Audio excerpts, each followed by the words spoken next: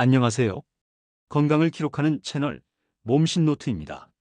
오늘 아침 피곤함에 눈을 비비고 일어나 물을 벌컥 마시고도 입이 마르고 아무 이유 없이 짜증이 난 적 있으셨나요? 혹시 밤중에 자주 깼던 경험, 그리고 식사 후 졸음이 쏟아졌던 기억 있으신가요? 이런 증상들 단순한 피로가 아닐 수 있습니다. 바로 몸이 보내는 당 조절 이상 신호일 수 있거든요.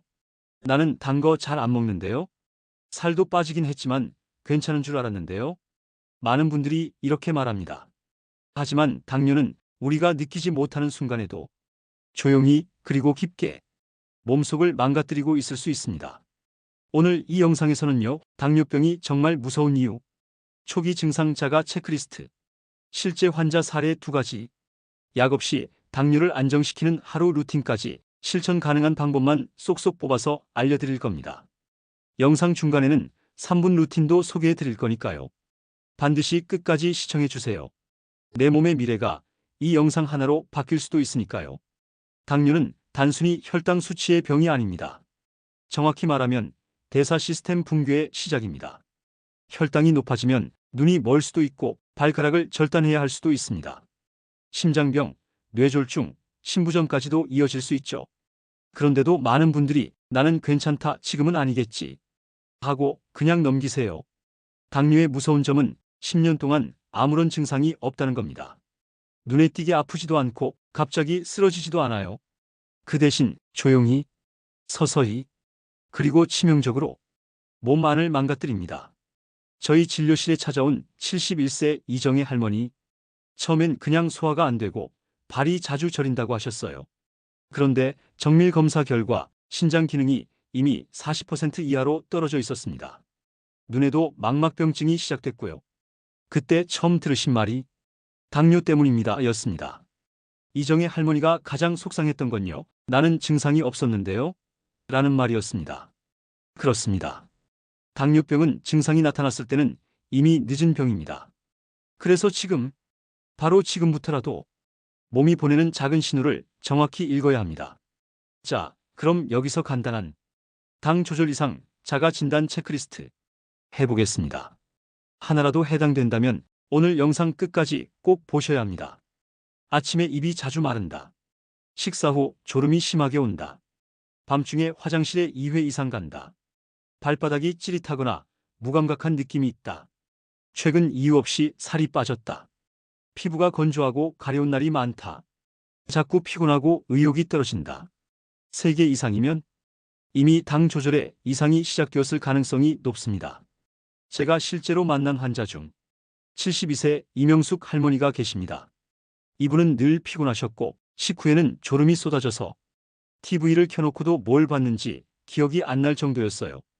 공복 혈당은 172, 식후 혈당은 240을 넘었고 HbA1c는 8.1이었습니다. 할머니는 이렇게 말씀하셨어요.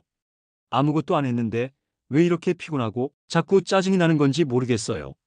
사실은요, 아무것도 안 한 것이 바로 문제였습니다. 당 조절을 위해 꼭 필요한 습관들이 할머니의 하루 속엔 단 하나도 들어가 있지 않았거든요. 그래서 저는 3가지를 바꾸자고 제안드렸습니다. 첫 번째, 아침에 물 한 컵 마시기. 그냥 물이 아니라 미지근한 물입니다. 밤새 끈적해진 혈액을 깨우고 간을 도와주는데 이만한 게 없거든요. 두 번째, 아침 식사는 탄수화물부터 먹지 않기. 순서가 정말 중요합니다. 반찬 계란 나물 마지막에 밥. 이 순서만 지켜도 식후 혈당이 3050 이상 덜 오릅니다. 세 번째, 식사 후 10분 이내에 걷기. 멀리 나가지 않으셔도 됩니다. 집안에서 20만 300보만 걸어도 좋아요. 식사 후 바로 움직이면 혈당이 올라갈 타이밍을 늦출 수 있어요. 이 3가지만 3주간 실천하셨고요. 3주 뒤에 혈당은 어떻게 됐을까요? 공복 혈당 125, 식후 혈당은 160 이하로 떨어졌고 무엇보다 할머니가 요즘 기분이 좋다고 하셨어요.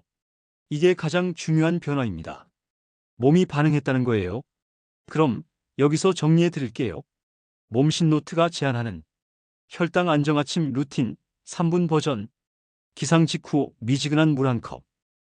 눈 감고 심호흡 3회.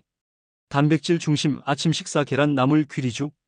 식사 후 10분 걷기 5 스트레칭, 계피물 5 보리차 한 잔. 이 3분 루틴만 매일 반복해도 몸의 대사 리듬이 안정됩니다. 혹시 이런 제품 드셔보셨나요? 무설탕 캔디, 제로 콜라, 설탕 0% 젤리, 당뇨 환자들이 많이 찾는 식품들이죠. 그런데 진짜 몸에 괜찮을까요? 정답은 한두 개는 괜찮지만 습관이 되면 위험합니다. 이런 제품들에는 자일리톨, 말티톨, 소르비톨 같은 당알코올이 들어있습니다. 이건 혈당은 안 올릴 수 있지만 장에는 큰 부담을 줍니다. 흡수가 안 된 당알코올은 대장에서 발효되며 가스와 염증을 유발하죠.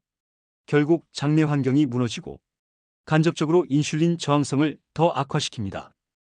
실제로 제 환자 중 무설탕 식품을 매일 챙겨 드셨던 분이 계셨습니다. 70대 후반 김병수 어르신. 입이 심심할 때마다 당 떨어질까봐 제로캔디, 무설탕 젤리를 하루 6개 이상 드셨대요. 처음엔 혈당이 조금 낮아졌다고 좋아하셨지만 2달 후 대장에 염증과 과민성 증후군이 생겨 혈당은 더 들쭉날쭉해졌습니다. 그분이 마지막에 하신 말이 아직도 생생합니다. 설탕 없는 게 이렇게 독할 줄 몰랐어요. 그래서 박사인 제가 가장 강조하는 건 저녁 습관을 단순화하라는 겁니다. 당뇨 환자에게 가장 나쁜 시간대는 언제일까요? 바로 밤 9시 이후입니다.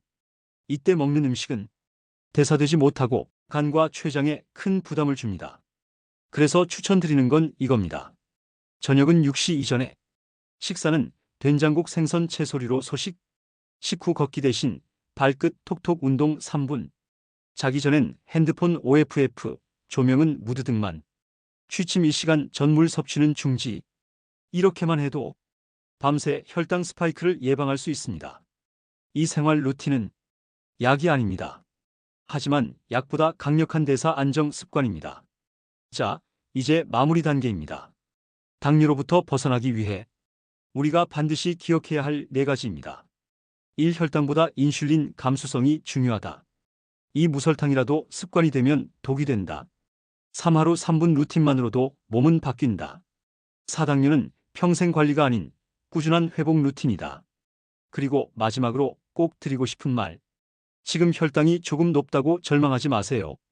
몸은 변합니다. 단, 내가 실천하기로 마음만 먹는다면요. 이 영상이 여러분의 건강 루틴을 바꾸는 작은 계기가 되었으면 합니다. 몸이 보내는 신호, 몸신 노트와 함께 기록하세요. 구독과 좋아요, 알림 설정까지 부탁드리고요. 다음 영상에서는 잠들기 전 1분 스트레칭으로 혈당 낮추는 법도 알려드릴게요. 지금까지 몸신 노트였습니다. 감사합니다.